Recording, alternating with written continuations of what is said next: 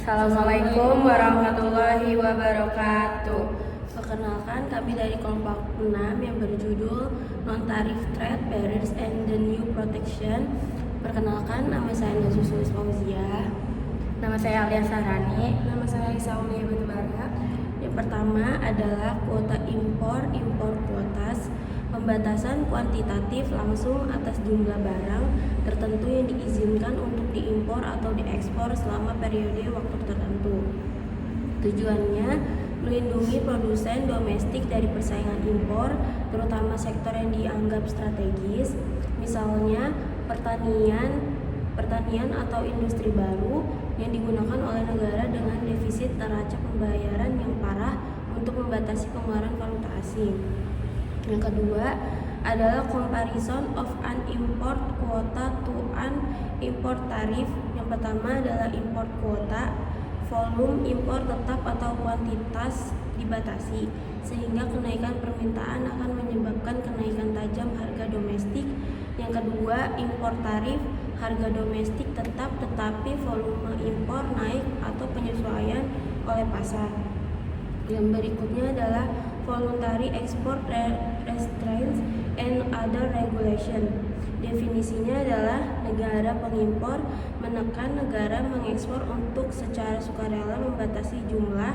Contohnya adalah historis pembatasan ekspor mobil Jepang ke Amerika Serikat. Yang kedua, dampak fair. Secara ekonomi mirip kuota, namun pendapatan rente atau keuntungan ditransfer ke negara pengekspor. Yang berikutnya, pembatasan perdagangan lainnya muncul kembali dari undang-undang yang mewajibkan pemerintah untuk membeli dari pemasok domestik atau yang disebut kebijakan pengadaan pemerintah. Selanjutnya ada International Cartels and Dumping, yaitu adalah organisasi produsen di beberapa negara yang bekerja sama untuk membatasi output dan ekspor guna memaksimalkan keuntungan bersama. Dumping adalah ekspor komoditas dengan harga di bawah biaya produksi atau setidaknya penjualan komoditas dengan harga rendah di luar negeri daripada di dalam negeri. Dumping predator adalah penjualan sementara suatu komoditas di bawah harga pokok atau dengan harga lebih rendah di luar negeri untuk mengusir produsen asing dari bisnis. Setelah itu, harga dinaikkan untuk memanfaatkan kekuatan monopoli yang baru diperoleh di luar negeri. Selanjutnya ada export subsidies, yaitu pembayaran langsung, keringanan pajak atau pinjaman bersubsidi yang diberikan kepada eksportir atau pembeli asing untuk mendorong ekspor. Selanjutnya ada fallacious and questionable arguments for protection. Argumen pertama yaitu kekeliruan. Argumen ini mengabaikan konsep keunggulan komparatif. Argumen kedua yaitu ada perlindungan dari subsidi asing. Keliruannya yaitu jika produsen asing disubsidi, konsumen domestik justru diuntungkan karena mendapatkan barang impor. Lalu yang argumen 3 itu ada scientific tarif and keliruannya adalah menggunakan tarif untuk membuat harga impor sama dengan harga domestik. The infant industry and other qualif argument for protection. Argumen pertama, infant industry, intinya perlindungan sementara tarif atau kuota diberikan kepada industri baru di negara berkembang hingga industri tersebut dapat mencapai skala ekonomi dan bersaing di pasar dunia. Syarat validitasnya, perlindungan harus bersifat sementara dan harus dipastikan bahwa manfaat masa depan dari harga yang lebih rendah dan produksi yang lebih efisien melebihi biaya yang ditanggung konsumen selama periode proteksi. Argumen kedua, perlindungan untuk keamanan nasional, intinya negara harus melindungi industri yang penting untuk pertahanan, misalnya peralatan komunikasi, suku cadangan pesawat, atau bahan pangan strategis. Kritiknya, argumen ini sering disalahgunakan untuk melindungi industri yang tidak terkait langsung dengan pertahanan. Argumen ketiga, optimal tarif. Intinya negara besar dapat menggunakan tarif untuk menekankan harga impor sehingga harga domestik di dalam negeri hanya naik sedikit, sementara harga dunia turun. Kritiknya, ini hanya optimal jika negara lain tidak membalas. Jika dibalas, perang tarif akan merugikan semua pihak. Kesimpulannya, non-tarif trade barriers telah menggantikan tarif sebagai alat proteksionisme utama. Kuota dan voluntary export restraints sangat merugikan konsumen karena membatasi penyesuaian pasar dan menciptakan keuntungan kuota range atau rente kuota, atau sering juga disebut dengan rent setting, pencarian rente. Selanjutnya adalah jurnal, judulnya adalah The History of Protection and Free Trade in the World, How Does It Impact Indonesia. Yang pertama adalah latar belakang penelitian. Perdagangan internasional memiliki peran penting dalam perekonomian Indonesia. Dalam praktiknya, terdapat dua pendekatan utama kebijakan perdagangan, yaitu proteksionisme dan perdagangan bebas. Yang kedua adalah tujuan penelitian, bertujuan untuk menganalisis sejarah perkembangan proteksionisme dan perdagangan bebas di dunia serta dampaknya terhadap perekonomian Indonesia. Yang ketiga ada metodologi penelitian, yang digunakan metode kualitatif dengan pendekatan studi literatur. Data yang digunakan berupa data sekunder yang berasal dari buku jurnal ilmiah. Selanjutnya, hasil penelitian menunjukkan bahwa proteksionisme dapat melindungi industri domestik dan meningkatkan pendapatan negara. Yang kelima, kelebihan jurnal, pembahasan komprehensif mengenai sejarah proteksionisme dan perdagangan bebas, menggunakan sumber literatur yang relevan dan kredibel, dan mengaitkan teori ekonomi dengan kondisi aktual di Indonesia.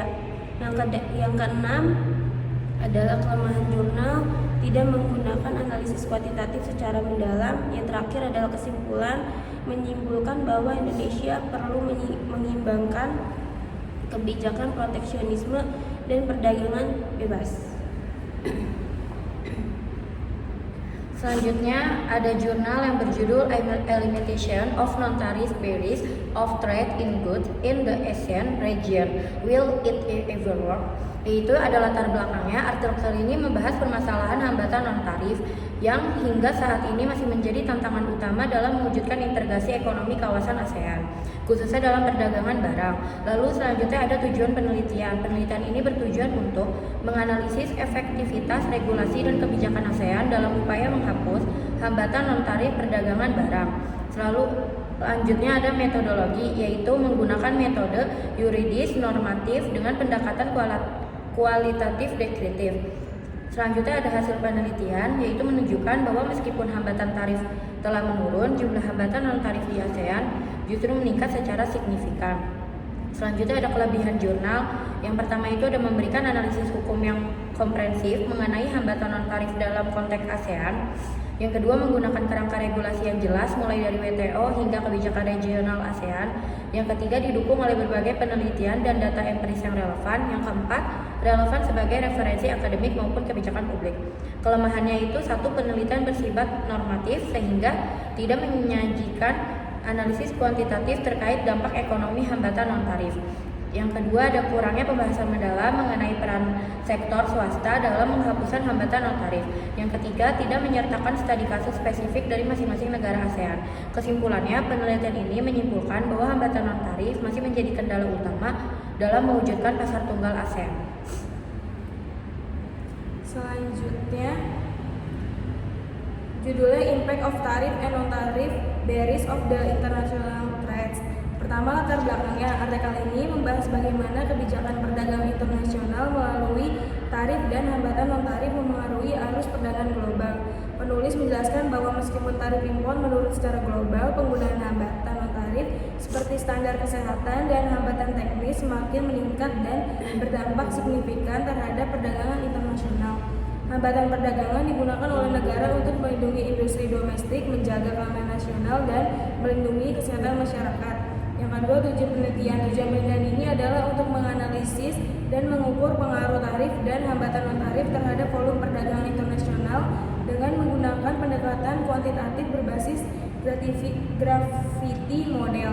Metodologinya, penelitian ini menggunakan gravity model dengan data dari CFPII, dataset periode 1999 sampai 2006. Analisis dilakukan melalui dua model regresi. Yang pertama, pengaruh tarif dan seluruh hambatan non-tarif terhadap perdagangan. Yang kedua, pengaruh 5 kategori hambatan non-tarif. Yang pertama, sanitari dan phytosanitary standar. Yang kedua, technical barriers to trade. Yang ketiga, precedent infection. Yang keempat, unforeseen trade protection. Yang terakhir, non-automatic quota. Yang keempat, hasil penelitian menunjukkan bahwa tarif memiliki dampak negatif terhadap perdagangan meskipun relatif kecil. Yang kedua, hambatan non-tarif memberikan dampak negatif yang jauh lebih besar terhadap volume perdagangan. SPS memberikan dampak penurunan terbesar. TBT menurunkan perdagangan sekitar 15,31%. Kelebihan jurnal yang pertama menggunakan model kuantitatif yang kuat dengan dataset internasional besar. Yang kedua, mampu membedakan dampak tiap jenis hambatan non-tarif secara detail. Yang ketiga, menyediakan bukti empiris yang jelas mengenai pengaruh negatif hambatan perdagangan terhadap perdagangan internasional. Kelemahan jurnalnya baru data hanya sampai tahun 2006 sehingga belum mencerminkan dinamika perdagangan modern. Kesimpulannya, penelitian ini menyimpulkan bahwa baik tarif maupun hambatan non-tarif secara signifikan menurunkan volume perdagangan internasional dengan dampak terbesar berasal dari hambatan non-tarif seperti SPS dan TBT. Temuan ini menegaskan bahwa kebijakan proteksionisme yang berlebihan justru menimbulkan kerugian ekonomi jangka panjang dan menghambat pertumbuhan perdagangan global. Di sini saya akan menjawab pertanyaan dari kelompok 7. Jika suatu negara membatasi jumlah barang impor, apa yang kemungkinan terjadi pada harga di pasar domestik? Jawabannya adalah pembatasan impor membuat jumlah barang di pasar berkurang, sementara permintaan tetap atau bahkan meningkat. Akibatnya terjadi kelangkaan relatif sehingga produsen atau penjual dapat menaikkan harga. Dampak utamanya harga naik, pilihan konsumen berkurang, produsen dalam negeri mendapat keuntungan karena persaingan berkurang. Sekian dari kelompok kami. Kalau ada salah dan minta maaf.